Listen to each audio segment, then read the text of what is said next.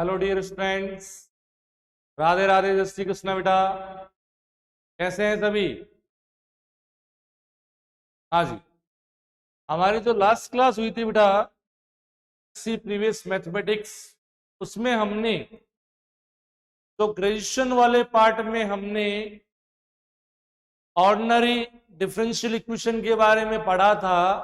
वो थोड़ा सा हमने रिवाइज किया था, और रिवाइज इसीलिए करना पड़ा हमें क्योंकि हमें यहाँ पर उस प्लेटफॉर्म की जरूरत है, हमें उसकी यहाँ जरूरतें पड़ेगी। ठीक है, अब हम चालू करते हैं हमारी MSc previous paper number 3 differential equation and special functions की पहली यूनिट, जिसमें कंटेंट करता है पहला topic non linear differential equations of particular forms. ठीक है, तो sir non linear differential equation होती क्या है? एक तो लीनियर डिफरेंशियल इक्वेशन, जिसके बारे में अपन 2 क्लास में चर्चा किए थे। ठीक है, और लीनियर में भी ग्रेजुएशन वाले पार्ट में हमने एग्जैक्ट डिफरेंशियल इक्वेशन पढ़ी थी कि nth ऑर्डर की exact differential equation, first order की पढ़ी थी, nth ऑर्डर की एग्जैक्ट डिफरेंशियल इक्वेशन पढ़ी थी। तो वो लीनियरिटी की बात थी हमारे पास, यहाँ पर नॉन लीनियर की बात कर रहे हैं हम। तो नॉन लीनियर डिफरेंशियल इक्वेशन क्या होती है सर? मैंने पहली ही क्लास में बताया था कि ए differential equation which is not in the form of linear differential equation is said to be non-linear differential equation। ऐसी डिफरेंशियल इक्वेशन जो कि रैखिक अवकल समीकरण के रूप में नहीं है, वो अवकल समीकरण क्या कहलाएगी बेटा? नॉन लीनियर अरैखिक अवकल समीकरण। ठीक है, अब सर रैखिक और अरैखिक क्या कहाँ यूज आ रही है सर? ये लीनियर डिफरेंशियल इक्वेशन की बात करें सर हम, ठीक है, लीनियर डिफरेंशियल इक्वेशन का अपन मोस्टली यूज अगर अपन देखें तो ऑटोमोबाइल्स में काम में आती है। जैसे कार वगैरह के मॉडल बनाना, कैसा क्या स्लोप देना है, किसकी स्पीड ज्यादा से ज्यादा रखी जा सके। ठीक है, ये कार का जो स्लोप होता है, अपन देखते हैं गाड़ियों का आगे की तरफ से स्लोप दिया होता है, वो स्लोप किस डिजाइन से बनाया जाए, क्या मॉडल बनाया जाए। ठीक है, जैसे रॉकेट की बात करें हम कि रॉकेट की किस तरह से शेप तैयार की जाए कि उसकी स्पीड ज्यादा से ज्यादा रहे। ठीक है, तो ये बात हो गई हमारी लीनियरिटी की। नॉन लीनियर डिफरेंशियल इक्वेशन की बात करें हम, तो हम ये कहेंगे कि हर तरह की नॉन लीनियर डिफरेंशियल इक्वेशन को सॉल्व नहीं किया जा सकता। समझ में आ रही बात? आप ये कह दो सर कुछ भी लिख दिया हमने, इसको सॉल्व करो, तो हर तरह की नॉन लीनियर डिफरेंशियल इक्वेशन को सॉल्व करना पॉसिबल नहीं है। ठीक है, नॉन लीनियर का मतलब हो गया सर कि अपन बात करें जैसे कि भूकंप आना, ठीक है, भूकंप आना, ज्वार भाटा आना, ये सारी चीजें जितनी भी अपन कहें कि प्राकृतिक घटनाएं हैं, नेचर से रिलेटेड जितनी भी हमारी जो घटनाएं हैं, वो हम किस में कहेंगे? Non linear. क्यों? क्योंकि उनमें कोई फिक्स नहीं है बेटा, केवल अप्रोक्सीमेशन, अनुमान लगा सकते हैं अपन कि ये इतने टाइम पे इतनी तीव्रता का भूकंप आएगा। केवल अप्रोक्सीमेट सॉल्यूशन, जो कि आप एनए में पढ़ते हो, है ना, उसके बारे में केवल अप्रोक्सीमेट सॉल्यूशन आप निकाल सकते हो। आप एग्जैक्ट वैल्यू वहां से नहीं निकाल सकते। कि अगर एग्जैक्ट वैल्यू हर किसी नॉन लीनियर डिफरेंशियल इक्वेशन का आप सॉल्यूशन, एग्जैक्ट सॉल्यूशन निकाल पाते तो पूरे नेचर को ही कंट्रोल में कर लेते हम, तो पूरा नेचर ही कंट्रोल में आ जाता हमारे। ऐसा नहीं हो सकता है, तो केवल अनुमान लगाया जा सकता है कि ये यहाँ पर भूकंप इतनी तीव्रता का इतने नुकसान पहुंचा सकता है, वो केवल अनुमान लगाया जा सकता है। ठीक है, जैसे ज्वार भाटा फटता है, वहां पर अपन ये कहते हैं कि सर इतना इतना नुकसान यहां से हो सकता है, केवल अनुमान लगाया जा सकता है। अब वो कितना नुकसान पहुंचा जाता है, वो अनुमान से आगे हो जाता है। तो यही चीज है यहाँ पर नॉन लीनियर में। जैसे पेड़ की बात करें अपन, कोई भी ट्री ले लेते हैं, उसकी टहनी अपन बात करते हैं, कोई कितनी लंबाई से बढ़ रही है, कोई कितनी तीव्रता से बढ़ रही है, उसमें कोई लीनियरिटी नहीं है, उसमें कोई लीनियरिटी नहीं है। वहां पर भी नॉन लीनियर अपन डिफरेंशियल इक्वेशन की बारे में कह सकते हैं। ठीक है, बात समझ में आई मेरी? तो जितनी भी नेचर से रिलेटेड घटनाएं हैं वो सारी नॉन लीनियर। क्लियर बात? अगर सारी नॉन लीनियर डिफरेंशियल इक्वेशन को सॉल्व किया जा सकता तो हम नेचर को कंट्रोल कर पाते। ठीक है, तो ऐसा नहीं है। कुछ डिफरेंशियल इक्वेशन जो कि नॉन लीनियर फॉर्म में है उनका हम सॉल्यूशन फाइंड आउट कर पाते हैं और उसी से ही हम कुछ अनुमान लगा पाते हैं कि ये घटना इस तरह से घटित हो सकती है आगामी समय। क्लियर बात?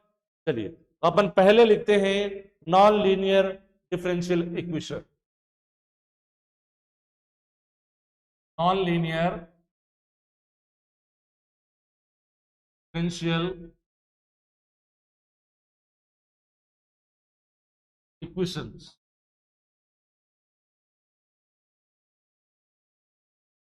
नॉन लीनियर डिफरेंशियल क्या कह सकते हैं हम सर कि ऐसी डिफरेंशियल इक्वेशन जो कि लीनियर फॉर्म में नहीं है, तो लिखेंगे अपन differential equation, a differential equation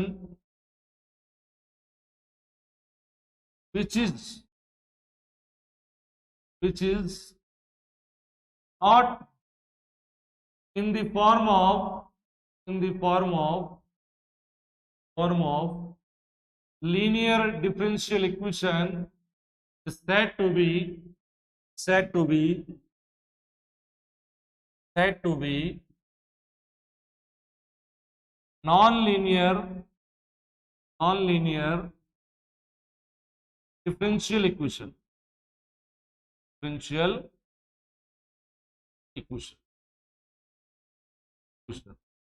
upon single equation की बात कर रहे हैं तो इक्वेशन हो जाएगा, अदरवाइज इसको हम इक्वेशंस लिखेंगे। तो बात समझ में आ गई।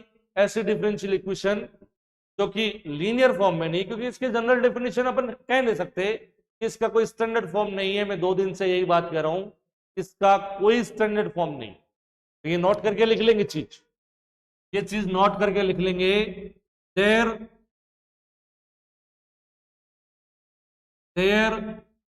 is no any standard form of non-linear differential equation।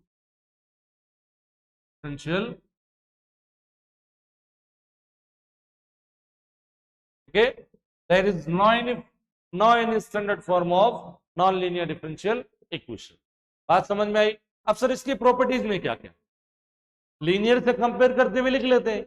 Linear differential equation में क्या होता है सर कि अपन y की बात करें, y और उसके सारे डेरिवेटिव्स जो प्रेजेंट होते हैं वो सारे लीनियर डिग्री के साथ प्रेजेंट होते हैं, और यहां पर y और उसके डेरिवेटिव्स 2 या 2 से ज्यादा डिग्री के साथ में यहां पर डिफरेंशियल इक्वेशन में गिवन होंगे। तो प्रॉपर्टीज लिखो, प्रॉपर्टीज लिखेंगे बेटा। पहली प्रॉपर्टी अपन कंपेयर करते हुए लिखेंगे यहां से प्रॉपर्टीज। क्या क्या प्रॉपर्टी कह सकते हैं? There will B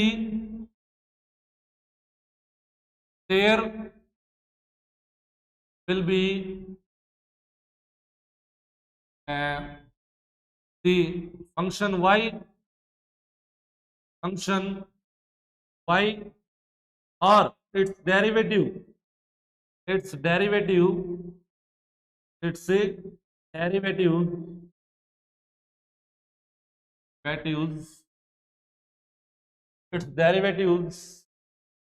there will be the function y or its derivative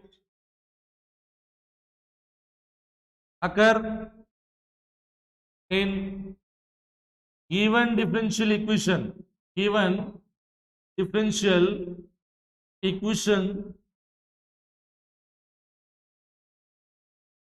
of degree 2 or more than 2।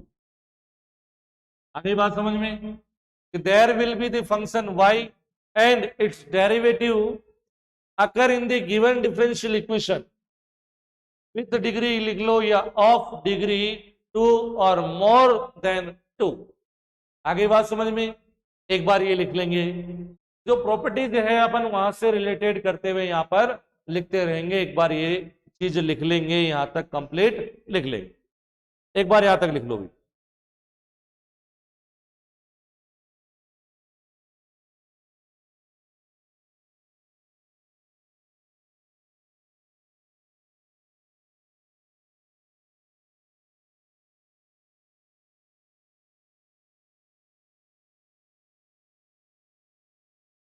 अब सर हमने एक चीज वहां देखी थी लीनियर डिफरेंशियल इक्वेशन में कि y जितने भी डेरिवेटिव्स है dy by D x y के, चाहे y हो चाहे उसके डेरिवेटिव्स हो, उनका कोफिशिएंट या तो कांस्टेंट क्वांटिटी होता है और या फिर x का फंक्शन होता है, y का फंक्शन उसके मल्टीपल में कहीं नहीं आता है।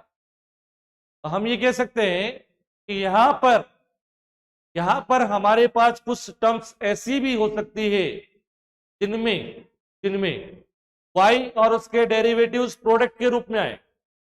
ठीक है, ये भी एक प्रॉपर्टी हो सकती है उसकी। तो यहां पर लिख लेंगे, हम एक बार लिख लेंगे यहां तक सभी कंप्लीट, उसके आगे फिर बढ़ेंगे।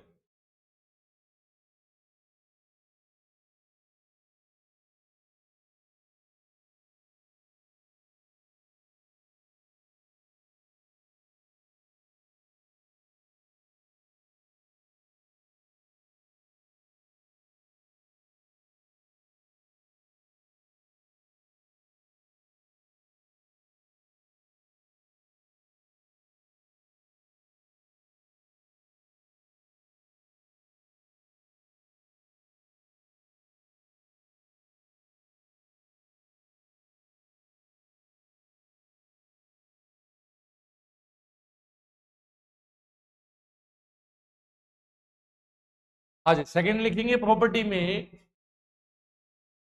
there will be some terms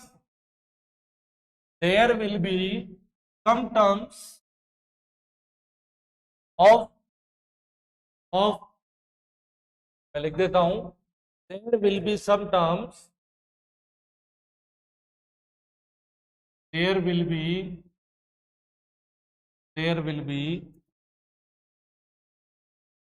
some terms some terms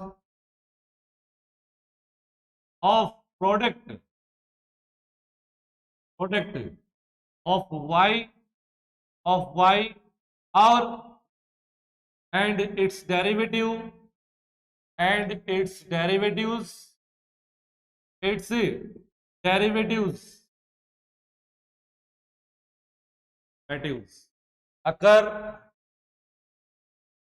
occur in given differential equation, occur in given differential equation, occur in given differential equation। अगर का मतलब होना के क्या कहा मैंने कि दी गई अवकल समीकरण में, दी गई नॉन लीनियर डिफरेंशियल इक्वेशन में y और उसके डेरिवेटिव्स के प्रोडक्ट की कुछ टर्म्स हो सकती है। ठीक है, तो ये कुछ प्रॉपर्टीज है। तीसरी प्रॉपर्टी आप लिखना चाहें, क्या अंडरस्टूड है हमें कि लीनियर डिफरेंशियल इक्वेशन में हमारे पास जो ट्रांसेंडेंटल फंक्शन होते हैं उनके अंदर y डिपेंडेंट वेरिएबल या उसके डेरिवेटिव अपेयर नहीं होते हैं बेटा। जैसे कहीं भी लिखा आता क्या sine d Y by D x, समझ में आ रही बात? Sine d Y by D x या log 1 plus D Y by D x, इस तरह की टर्म हमें नहीं मिलती है, लॉग 1 plus D Y by D x. तो ये जितने भी ट्रांसेंडेंटल फंक्शन है, चाहे ट्रिग्नोमेट्रिकल फंक्शन हो गया, हमारा एक्सपोनेंशियल फंक्शन हो गया, ठीक है, हमारा इनवर्स ट्रिग्नोमेट्रिकल फंक्शन हो गए, जितने भी इनवर्स फंक्शन है, ये सारे ट्रांसेंडेंटल फंक्शंस में तो डेरिवेटिव्स है डिपेंडेंट वेरिएबल की, वो अपेयर नहीं होते थे लीनियर डिफरेंशियल इक्वेशन में, लेकिन यहां पर नॉन लीनियर में ऐसा हो सकता है। ठीक है, यहां पर ऐसा आपको मिल सकता है। इसीलिए हम यहाँ पर इस प्रॉपर्टी के बारे में बात कर रहे हैं। तो ये तो कुछ प्रॉपर्टीज हो गई सर कि किस तरह की डिफरेंशियल इक्वेशन को नॉन लीनियर डिफरेंशियल इक्वेशन कहेंगे। हम यहाँ पर कुछ प्रॉपर्टीज के बारे में चर्चा की है, तो ये लिख लेंगे बेटा प्रॉपर्टी। अब बात करते हैं सर ये पर्टिकुलर फॉर्म्स हमने एक वर्ड यूज किया है यहाँ पर। तो अपन यहाँ पर मैंने आपको एक चीज बताई अभी थोड़ी देर पहले कि हर तरह की डिफरेंशियल इक्वेशन जो कि नॉन लीनियर हो उसको सॉल्व कर पाना मुश्किल है, ठीक है। इसीलिए जो भी पर्टिकुलर फॉर्म्स है, जिस पर्टिकुलर फॉर्म की डिफरेंशियल इक्वेशन को हम सॉल्व कर सकते हैं वो यहां पर हमें गिवन है। पहले अपन बात करते हैं सर एग्जैक्ट। आपने यथातथ या यथार्थ अवकल समीकरण पढ़ी थी बेटा, लीनियर फॉर्म में पढ़ा था कि नहीं पढ़ा था? पढ़ा था सर, हमने ग्रेजुएशन वाले पार्ट में पढ़ा था। तो यहां पर हम सबसे पहली बात कर रहे हैं कि exact non linear differential equation को कैसे सॉल्व किया जाए, ठीक है, कैसे सॉल्व किया जाए। तो उसका जो प्रोसीजर है बेटा मैं डायरेक्ट आपको क्वेश्चन से समझाता हूं, डायरेक्ट आपको क्वेश्चन से उसका प्रोसीजर में समझाता हूं कि किस तरह से हमें उस इक्वेशन को सॉल्व करना है और हमें आगे बढ़ना है। क्लियर बात? चलिए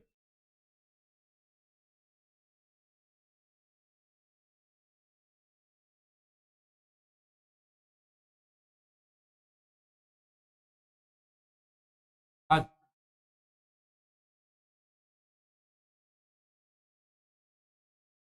अपन बात कर रहे हैं बेटा chapter number 5 unit number first, chapter number 5। और चैप्टर नंबर 5 में एक्सरसाइज हो गया हमारा, एक्सरसाइज हो गया 5.1, एक्सरसाइज 5.1 में किस तरह की डिफरेंशियल इक्वेशन होगी। हमारे पास एग्जैक्ट यथातथ या यथार्थ अवकल समीकरण है नॉन लीनियर, जिसको किस प्रोसीजर से सॉल्व किया जाए उसके बारे में अपन चर्चा यहां पर करेंगे। तो पहला क्वेश्चन लिख रहा हूं मैं एक्सरसाइज 5.1 का। देखिए वही वेटेज जो हम ग्रेजुएशन में कहते थे आपको, वही पैटर्न और वही वेटेज आपको एग्जाम्पल भी करने हैं, क्योंकि एग्जाम्पल का वेटेज ज्यादा है पेपर में और क्वेश्चंस का वेटेज कम है। अनसोल्ड क्वेश्चंस का पैटर्न जो वेटेज है वो कम है, क्योंकि अपन कैलकुलस पार्ट पढ़ रहे हैं, डिफरेंशियल इक्वेशन। तो एज ए प्रैक्टिस अपन हर तरह का क्वेश्चन सॉल्व कर सकते हैं, ठीक है बेटा। चलिए तो मैं एक्सरसाइज की बात कर रहा हूं, जेपीएच की बुक लानी है आपको, मैं पहले ही बता चुका हूं। और मैं एक्सरसाइज 5.1 पे क्वेश्चन नंबर 1 की बात कर रहा हूं। क्वेश्चन नंबर 1 किस तरह से सॉल्व किया जाए। देखो क्वेश्चन नंबर 1 दे रखा है sir, non linear differential equation हमें x square y d square y upon d x square plus x d Y by D x minus y का whole square minus 3y square बराबर 0, ठीक है sir, minus 3y square बराबर 0। ये जो मैं particular आपको जो प्रोसीजर बता रहा हूं ये लीनियर नॉन लीनियर दोनों के लिए ही अपन अप्लाई कर सकते हैं, लेकिन फिलहाल हमारे पास जिस तरह की डिफरेंशियल इक्वेशन है उसको हम सॉल्व कर रहे हैं। तो हम सबसे पहले क्या करेंगे बेटा, जो भी डिफरेंशियल इक्वेशन आपको दे रखी है उसको अगर आपको सिंप्लीफाई करना है तो उसको सिंप्लीफाई करके लिखिए, उसके बाद मैं आपको बताऊंगा कि उसका क्या प्रोसीजर रहेगा। तो देखो the given differential equation, the given differential equation can be written as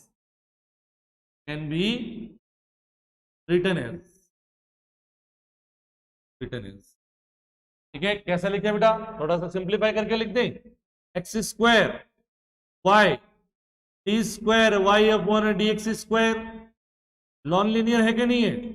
देखिए यहां पर y और उसका डेरिवेटिव मल्टीप्लीकेशन फॉर्म में आ रहा है, ठीक है। और देखिए यहां से a माइनस बी का स्क्वायर एक्स स्क्वायर और d Y by D x का स्क्वायर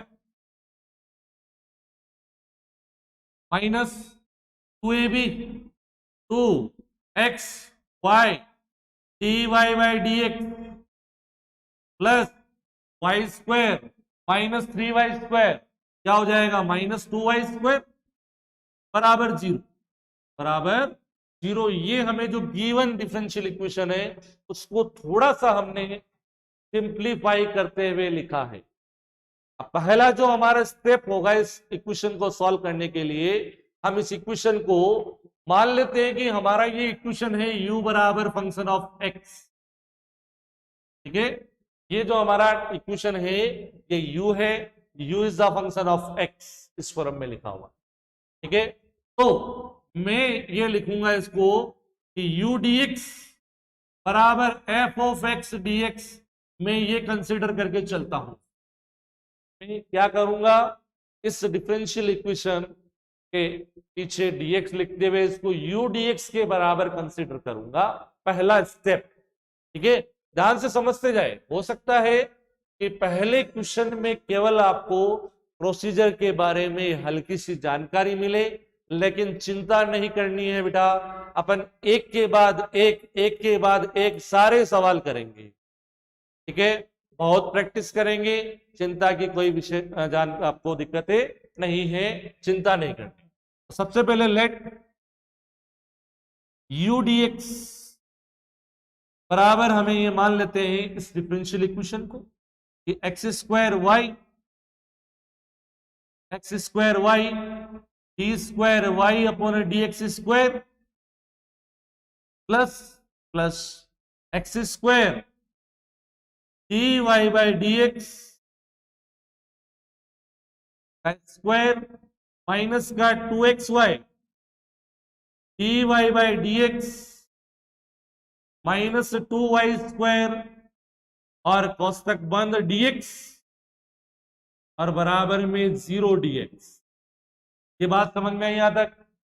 u dx के बराबर इसको कंसीडर करना है हमें, तो यहां पर हमें जो इक्वेशन मिली उसको हम 2 से डिनोट कर देंगे, इक्वेशन नंबर 2।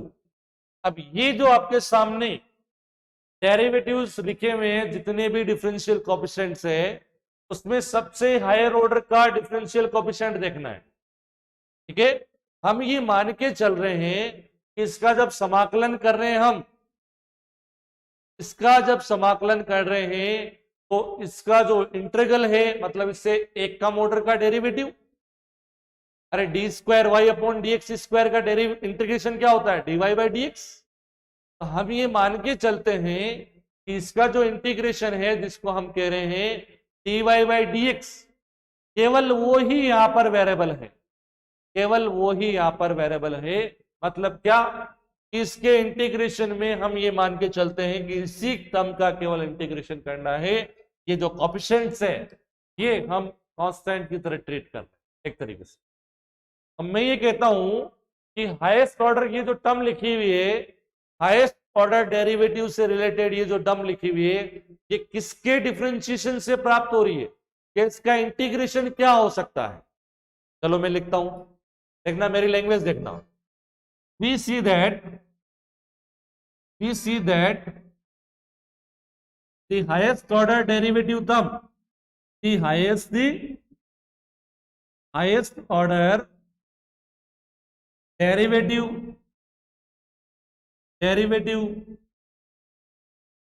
term कौन सी है बेटा, ये वाली x square y d square y upon d x square can be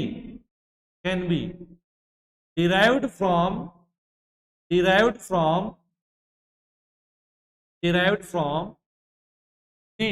differentiation of या derivative of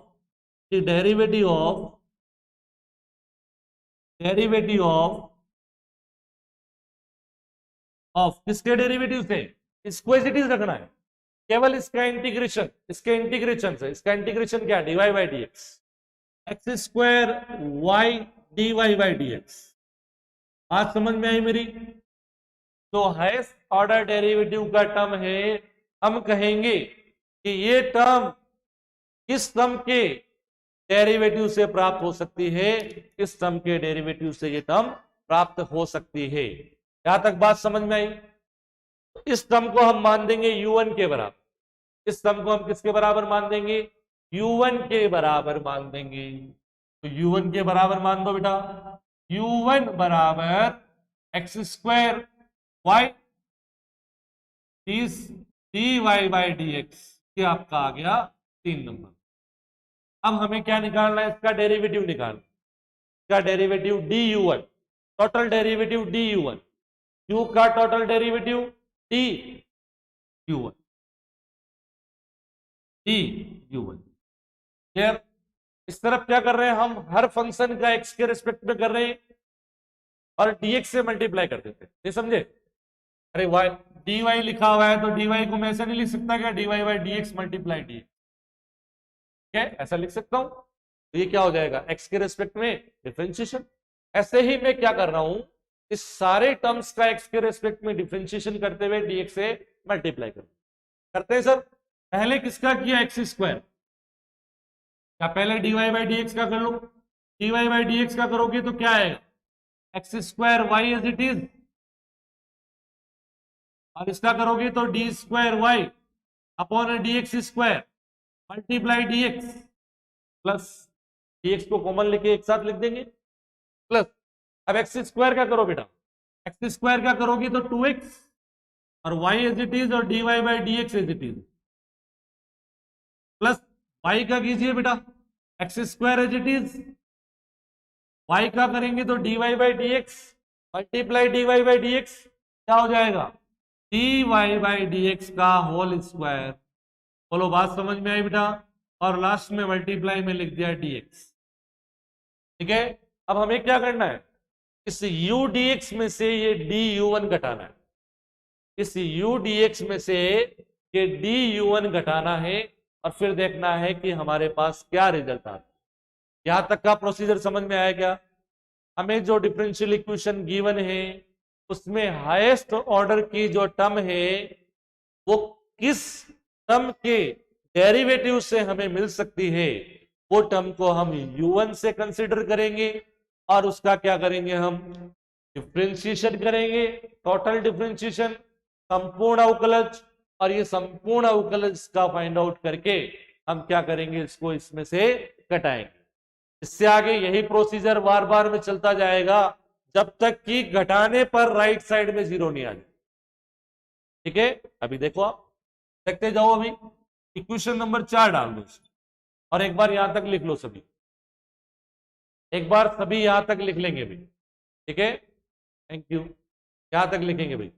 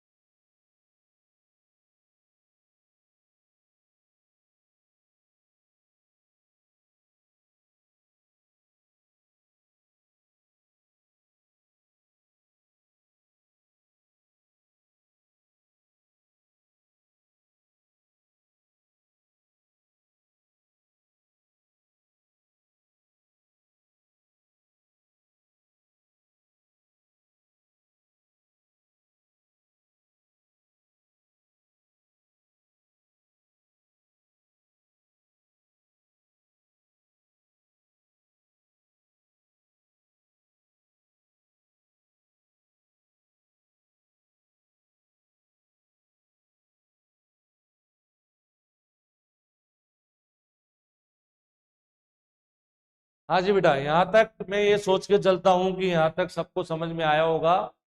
यही सेम प्रोसीजर पे बेटा अपन बहुत सवाल करेंगे। एक बार केवल आप इस क्वेश्चन से प्रोसीजर समझे कि किस तरह से हम इसको सोल्व कर पा रहे हैं। इसको हम किस तरह से एग्जैक्ट, सबसे पहले अपन ये चेक करेंगे ये एग्जैक्ट है कि नहीं है, और जब एग्जैक्ट होगी उसके बाद हम इसको सॉल्व करें। ठीक है, एग्जैक्ट है कि नहीं है वो अपन यहां पर इसको चेक कर रहे हैं।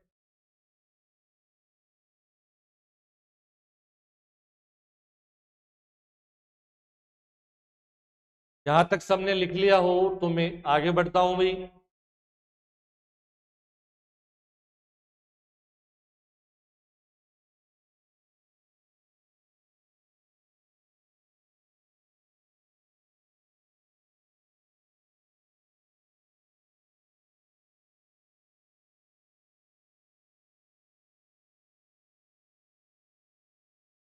हाँ जी बेटा, आगे देखो क्या करना है बेटा। नेक्स्ट स्टेप में मैंने अभी आपको बताया कि समीकरण नंबर जो 2 है हमारी, उस 2 में से हम 4 को घटाएंगे, मतलब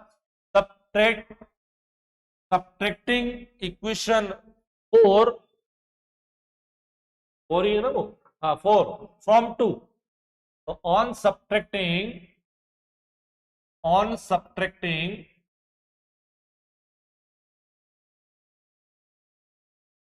4 बाई 2, क्या बेटा, 2 से हमें 2 से इसको घटा देते हैं। चलिए सर घटाइए। U d x minus d u one left side में आएगा, u d x minus d u one ये लेफ्ट साइड में आएगा। इधर देखिए, डी एक्स बाहर रहने दीजिए। ये term x square y d square y upon d x square यहां भी है, और ये टर्म यहां भी है। जब सब्ट्रैक्ट करेंगे तो हट जाएगा। ये टर्म देखिए बेटा, ये टर्म आपको यहां भी दिख रही है, x square d Y by D x का स्क्वायर, और ये ही टर्म आपको यहां भी दिख रही है, x square d Y by D x का स्क्वायर। ये टर्म हमारे पास यहां, तो ये टर्म भी कैंसिल हो जाएगी बेटा। माइनस का 2xy dy by D x, और ये घटाएंगे तो ये भी माइनस का 2xy dy by D x, तो सेम साइन के साथ है इसलिए ऐड हो जाएगी। माइनस का 2xy dy by D x और माइनस का 2xy dy by D x add होकर के हो जाएगी हमारे पास माइनस का 4xy dy by D x. अब वहां तो कुछ बचा ही नहीं है बेटा, यहां तो कुछ बचा ही नहीं है। यहां की टर्म क्या रह गई, माइनस का 2y स्क्वायर, माइनस का 2y स्क्वायर dx। यहां तक बात समझ में आ गई क्या बेटा? यहां तक बात समझ में आ गई तो फिर हम आगे बढ़ सकते हैं। ठीक है, यहां तक अगर बात समझ में आ गई तो हम आगे बढ़ेंगे। अब वापस वही चीज जो कि मैंने समीकरण नंबर 2 में, आपको एनालिसिस करने के लिए कहा था कि हाईएस्ट ऑर्डर की जो टर्म है आपके पास वो किससे प्राप्त हो रही है। हाईएस्ट ऑर्डर की टर्म हमें कहां से प्राप्त हो रही है उसके बारे में अपन यहां पर सोचते हैं। हाईएस्ट ऑर्डर की टर्म कौन सी है हमारे पास? हाईएस्ट ऑर्डर की टर्म हमारे पास यहां पर कौन सी है? माइनस का 4xy dy by D x, यही तो है। ये किससे प्राप्त हो सकती है बेटा? किससे प्राप्त होगी? देखिए, अगर मैं कहूं कि dy बाई डी एक्स की बात करूं तो y से आ रहा है ये प्राप्त, तो माइनस का 4y dy by D x, तो y आ रहा है। इसका मतलब क्या है कि ये y स्क्वायर के किससे आ रहा है? डिफरेंशिएशन से आ रहा है। y स्क्वायर का डिफरेंशिएशन करोगे तो 2y और dy बाई डी एक्स। बात समझ में आई मेरी? 2y dy by D x, वहां से हमारे पास क्या आ गया बेटा? ये हमारे डिफरेंशियल इक्वेशन हमें मिल रही है। ये जो डेरिवेटिव है वहां से ये मिल रहा है, dy बाई डी एक्स हमारे पास आ रहा है। बात समझ में आ रही है अच्छे से? तो मैं ये कह रहा हूं कि ये जो टर्म है हमारे पास ये मुझे किससे मिल सकती है? मैं कहूं सर माइनस का 2xy स्क्वायर से ये टर्म मिल जाएगी। देखो आप y स्क्वायर का डिफरेंशिएशन करेंगे तो क्या होगा? 2y dy by D x, तो 2y by dy by D x से क्या आ जाएगा? 2y dy by D x, तो वही चीज हमारे पास माइनस का 4xy dy by D x. आई बात समझ में? तो मैं ये कहता हूं कि ये जो हाईएस्ट ऑर्डर की जो टर्म है ये किसके डेरिवेटिव से आ सकती है हमारे पास? माइनस का 2xy स्क्वायर के डेरिवेटिव से हमारे पास ये टर्म आ सकती है। क्लियर बात? चलिए सर, तो मैं लिखता हूं, तो उस टर्म को मैं मान लूंगा कि now we see that the term minus का 4xy dy by D x can be derived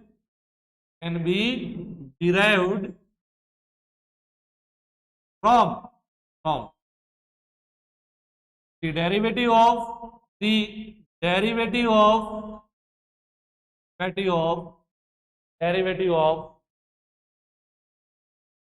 minus का 2x² और ये जो जिस टर्म से ये डिराइव हो रहा है उसको हम u2 कह देते हैं, नया फंक्शन, ठीक है, u2। देयरफॉर लेट u2 बराबर माइनस का 2x² ये क्वेश्चन नंबर आपका 6। नाउ du2 हमें ज्ञात करना है, इसका टोटल डेरिवेटिव, तो वही इसके हर एक टर्म का x के रिस्पेक्ट में डिफरेंशिएशन करेंगे और dx से मल्टीप्लाई कर देंगे। तो देखिए सबसे पहले इसका कर रहे हैं माइनस का 2x एज इट इज रखा, y² का कर रहे हैं तो 2y dy बाई dx, फिर माइनस का 2y² एज इट इज रखा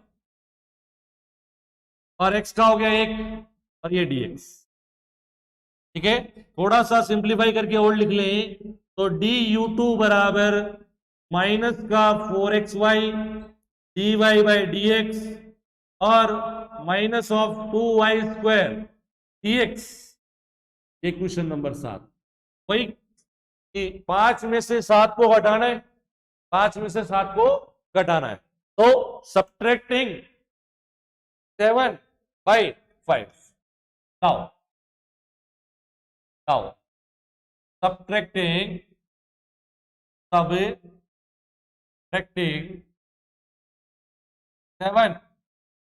बाई 5, 5 में से घटा रहे हैं, 5 में से हमें इसको घटाना है, 7 को 5 में से घटाना है, घटा दो, लेफ्ट साइड में तो आ गया udx माइनस du1 और माइनस du2 बराबर राइट साइड में देखेंगे आप, ये सेम टर्म है, घटाएंगे कट जाएगा, -2y² सेम टर्म है और जब सब्ट्रैक्ट करेंगे तो हट जाएगा, बराबर में रह गया केवल 0। और ये प्रोसीजर मैंने आपको थोड़ी देर पहले ही बताया था कि ये जो प्रोसीजर हम कर रहे हैं ये तब तक दोहराते रहेंगे जब तक 0 नहीं आ जाए, और अगर 0 आ गया तो हम कहेंगे कि हमारी जो गिवन डिफरेंशियल इक्वेशन है नॉन लीनियर वो एग्जैक्ट फॉर्म में है और हम उसको आगे सॉल्व कर रहे हैं। अगर ये 0 नहीं आया तो वो एग्जैक्ट फॉर्म में नहीं। बात समझ में आ गई? ठीक है, आगे सॉल्व करते हैं इसको। तो udx बराबर क्या आ गया, du1 प्लस du2 यहां तक बात समझ में आ गई? ठीक है, यहां तक बात समझ में आ गई क्या? udx का मान लिखो, समीकरण नंबर 1 में udx बराबर आपने राइट साइड में लिखा था, आपको ध्यान हो तो 0dx, इसमें डिफरेंशियल इक्वेशन थी और राइट साइड में 0dx भी था, तो udx बराबर क्या हो जाएगा, 0dx, दैट इज इंटीग्रेशन कर दो इसका, ऑन इंटीग्रेटिंग समाकलन करने पर, समाकलन कर दोगे तो du का हो जाएगा u1, du2 का हो जाएगा u2 और 0 का 0 और बराबर में कांस्टेंट मान लेते हैं c1। यहां तक बात समझ में आई बेटा? यहां तक बात समझ में आ गई क्या? यहां u1 और u2 का हम मान रख देंगे, u1 और u2 का जो भी मान है हमारे पास वो यहां पर हम पुटे कर देंगे और फिर हम देखेंगे कि हमारे पास लीनियर डिफरेंशियल इक्वेशन प्राप्त होती है या कौन सी डिफरेंशियल इक्वेशन प्राप्त होती है, हम उसको सॉल्व कर पाते हैं या नहीं कर पाते हैं। एक बार यहां तक लिखेंगे, एक बार यहां तक लिख लेंगे भाई सभी। बहुत आसान प्रोसीजर है, केवल ये मान के चलिए ये पहला क्वेश्चन है, हो सकता है कि आपको कम समझ में आया हो, लेकिन अपन क्वेश्चन पे क्वेश्चन प्रैक्टिस करते चलेंगे तब आपको पता लगेगा कि ये प्रोसीजर क्या है। तो एग्जैक्ट हमारी नॉन लीनियर डिफरेंशियल इक्वेशन है उसको हम किस तरह से सॉल्व कर रहे हैं,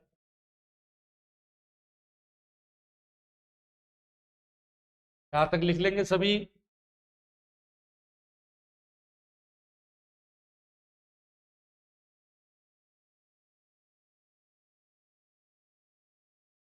तो u1 का जो मान हमारे पास था वो भी पुट कर देंगे यहां पर, और u2 का मान भी पुट कर देंगे। ठीक है, यहां तक लिख लिया होगा। तो u1 और u2 का मान पुट करो यहां पर, उसी को आगे एम्प्लाइज करेंगे, उसी को आगे एम्प्लाई करेंगे हम, और हम देखते हैं कि हमारे पास क्या प्राप्त हो रहा है। u1 का मान था बेटा x square y d Y by D x, d Y by D x, और u2 का मान है हमारे पास माइनस का 2x वाई स्क्वायर बराबर c1 cos साइन। अब ये देख लो, फर्स्ट ऑर्डर की आपके पास कौन सी डिफरेंशियल इक्वेशन है? फर्स्ट ऑर्डर की हमने ऑर्डिनरी डिफरेंशियल इक्वेशन बहुत सारी पढ़ी है, ठीक है, हमारे ग्रेजुएशन वाले पार्ट में। अब उसमें से कौन से टाइप की बन रही है वो हम देख लेते हैं। एक बार मैं इसको मिटाता हूं।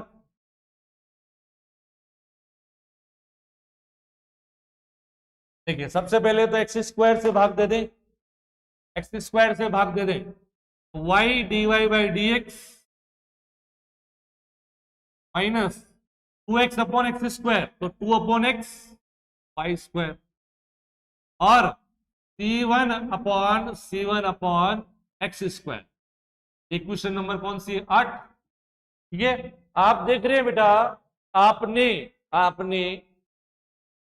ग्रेजुएशन में लीनियर डिफरेंशियल इक्वेशन पढ़ी थी, लीनियर पढ़ी थी, और ऐसी डिफरेंशियल इक्वेशन भी पढ़ी थी जिनको हम लीनियर में कन्वर्ट करके सॉल्व करते थे, और वो डिफरेंशियल इक्वेशन कहलाती थी Bernoulli's differential equation. Bernoulli's differential equation आपके सामने बर्नौली अवकल समीकरण लिखी हुई है।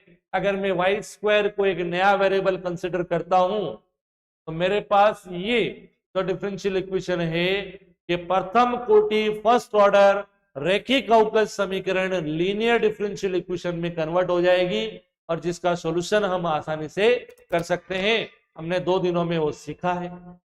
आगे बात समझ में? तो सर हम सबसे पहले क्या ले रहे हैं? टेकिंग वाई, या पुट वाई स्क्वायर बराबर नया वेरिएबल मान लेते हैं बी।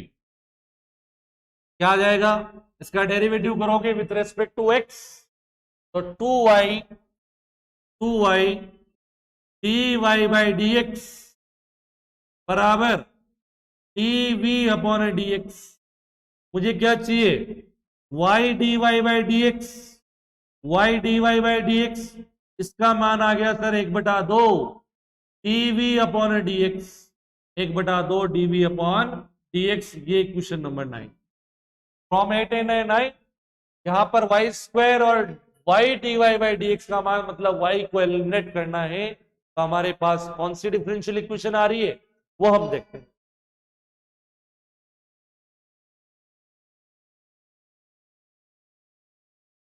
तो नॉन लीनियर डिफरेंशियल इक्वेशन को हमने कन्वर्ट करके लीनियर में बना दिया।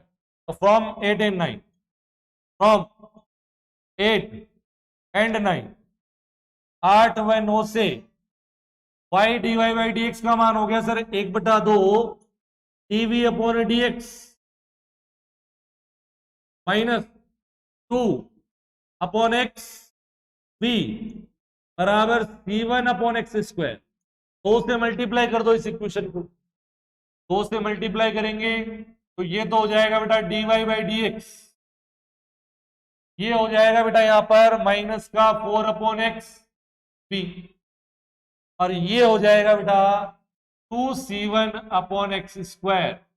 ये जो सामने आपके लिखी हुई है it is linear differential equation of order 1, प्रथम कोटि का रैखिक अवकल समीकरण है, जिसका स्टैंडर्ड फॉर्म क्या होता था बेटा? dv upon d x plus function of x b बराबर फंक्शन ऑफ एक्स। मैंने पहली ही क्लास में बताया था। और इसका सॉल्यूशन फाइंड आउट करने के लिए सबसे पहले हम क्या करेंगे? इसका समाकल गुणांक, इसका इंटीग्रेटिंग फैक्टर फाइंड आउट करेंगे, समाकल गुणांक ज्ञात करेंगे, और फिर इसका सॉल्यूशन लिखेंगे। पहली क्लास में मैंने अच्छे से बताया था, और आप देख रहे हो कि जो 2 दिन मैंने आपको दिए हैं वो क्यों दिए हैं? पहले ही क्वेश्चन में आपके सामने प्रस्तुत। कि अगर हम वहां पर रिवाइज नहीं करते उन चीजों को तो हमें यहाँ पर सोचना पड़ता कि सर ये कौन से टाइप की है और इसका सॉल्यूशन क्या होता है। क्लियर बात? देख क्लियर क्लियर, मैं लिख देता हूं equation 10 is linear differential equation of order 1 first order की है। क्लियर P क्या है? P है सर माइनस का 4/x और Q है sir 2c1 upon x square. तो सबसे पहले इसका इंटीग्रेटिंग फैक्टर समाकल गुणांक क्या होता है बेटा? e to the power integration p d x, e to the power integration p d x, ये इसका इंटीग्रेटिंग फैक्टर होता है। इंटीग्रेशन p क्या है? माइनस का 4/x dx।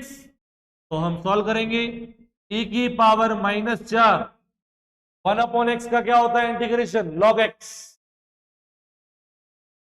और आप सभी जानते हैं लॉग में जो संख्या आगे लिखी हुई है उसको पावर में ले जाते हैं बेटा हम, तो ये हो जाएगा e की पावर में log x की पावर -4, ठीक है, और e की पावर log हट जाएगा, इसका इंटीग्रेटिंग फैक्टर आ गया x की पावर -4, दैट इज 1/x की पावर 4। तो समाकल गुणांक इंटीग्रेटिंग फैक्टर आ गया बेटा 1/x की पावर 4। ये क्वेश्चन नंबर इसको कह दो आप 11। और समीकरण नंबर जो 10 है उसका सॉल्यूशन क्या होगा वो अपन थोड़ी देर में अभी लिखेंगे। एक बार यहां तक लिख लें, एक बार आप यहां तक लिख लेंगे, सभी यहां तक लिखेंगे, एक बार सभी यहां तक लिखेंगे भाई।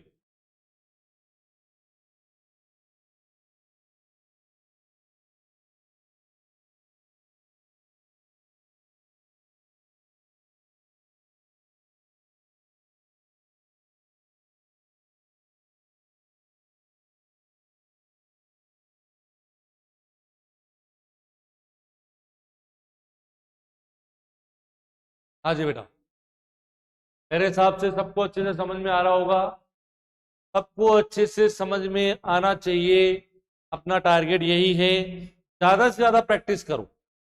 डिफरेंशियल इक्वेशन एक ऐसा पेपर है जितनी अच्छी ज्यादा प्रैक्टिस करोगे उतना ही अच्छा आपका क्या होगा, स्किल होगा, और आप उतने ही अच्छे से उतनी ही स्पीड से जो नेक्स्ट क्वेश्चन है या जो भी प्रॉब्लम्स है आपके पास वो आप सॉल्व कर पाएंगे।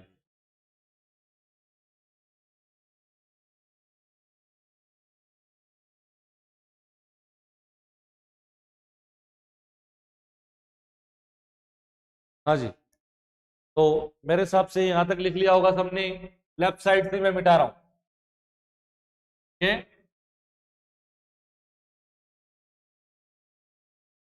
और आप देख रहे होंगे 1 घंटे की क्लास में कुछ नहीं हो रहा है, तो अपन इस क्लास का टाइमिंग थोड़ा बढ़ाएंगे और थोड़े टाइम में 4-5 दिन के बाद एक और पेपर चालू कर दिया जाएगा आपके साथ, तो 2 पेपर एक साथ चलेंगे, ठीक है। तो लगभग ये मान के चले आप 1 से 1.5 घंटे की क्लास इसकी होगी, और इसके साथ थ्योरेटिकल पेपर जो मैंने आपको बताए नेचर वाइज, पेपर फर्स्ट और पेपर सेकंड, उनमें से कोई एक पेपर आपका चालू कर देंगे, उसकी क्लास 1 घंटे की सफिशिएंट, ठीक है। तो 1.5 घंटे की क्लास इसकी रहेगी और उसकी 1 घंटे की क्लास, लगभग 2.5 घंटे आपकी रेगुलर क्लास है, ठीक है। चलिए सर आगे बढ़ते हैं। तो now solution of linear differential equation कौन सी है? इज क्या लिखते हैं, जिस वेरिएबल में लीनियर है वो v मल्टीप्लाई इंटीग्रेटिंग फैक्टर बराबर इंटीग्रेटिंग फैक्टर मल्टीप्लाई qx और dx और प्लस कांस्टेंट नया ले लो c2। v तो v रहेगा सर, इंटीग्रेटिंग फैक्टर 1/x की पावर 4 इंटीग्रेशन 1/x की पावर 4 q ये रहा 2c1/x square 2c1/x square dx और प्लस c2। ये लो सर, ये आ गया सर v/x की पावर 4, 2c1 तो बाहर कितना रह गया 1/x की पावर 6, ये 4 और 2 6, इंटीग्रेशन x की पावर -6 dx और प्लस कॉन्स्टेंट x की पावर n का इंटीग्रेशन हम जानते हैं क्या होता है, x की पावर n का इंटीग्रेशन होता है x की पावर n+1 अपॉन n+1 और plus constant plus a constant. यहां तक बात समझ में आ गई बेटा? बस v का मान रख दो, समीकरण नंबर जो 1 है आपकी जो नॉन लीनियर डिफरेंशियल इक्वेशन है उसका सॉल्यूशन आ जाएगा। therefore the general solution व्यापक हल, general solution of equation 1 is b की वैल्यू रख दो y² अपॉन x की पावर 4, कितना हो जाएगा बेटा x की पावर -5 और नीचे -5, तो ये तो हो गया माइनस का 2c1 अपॉन 5, x की पावर -5 प्लस कॉन्स्टेंट ये आपका सॉल्यूशन आ गया। जो आपको गिवन डिफरेंशियल इक्वेशन है उसका सॉल्यूशन आपके सामने, ठीक है भाई। तो मेरे हिसाब से जो प्रोसीजर मैंने आपको समझाया है, आपको इस क्वेश्चन के माध्यम से वो प्रोसीजर समझ में आया होगा कि हमें क्या देखना है। सबसे पहले कि जो हाईएस्ट ऑर्डर डेरिवेटिव है उसकी जो टर्म है वो किस टर्म के डिफरेंशिएशन से हमें मिल सकती है।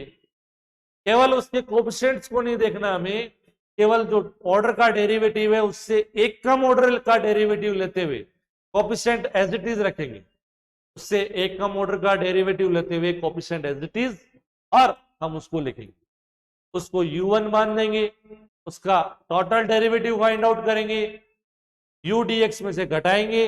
अगर 0 नहीं आता है तो फिर से जो हमारे पास तो भी कोएफिशिएंट्स लिखे हुए, डिफरेंशियल कोएफिशिएंट्स लिखे हुए, उनको हम एनालिसिस करेंगे और वहां से फिर से हम ये देखेंगे कि हमारे पास जो हाईएस्ट ऑर्डर का डेरिवेटिव है वो किससे प्राप्त हो रहा है हमें, फिर उसको नया फंक्शन दे देंगे u2, उसका टोटल डिफरेंशिएशन करेंगे और u dx माइनस du1 में से घटाएंगे।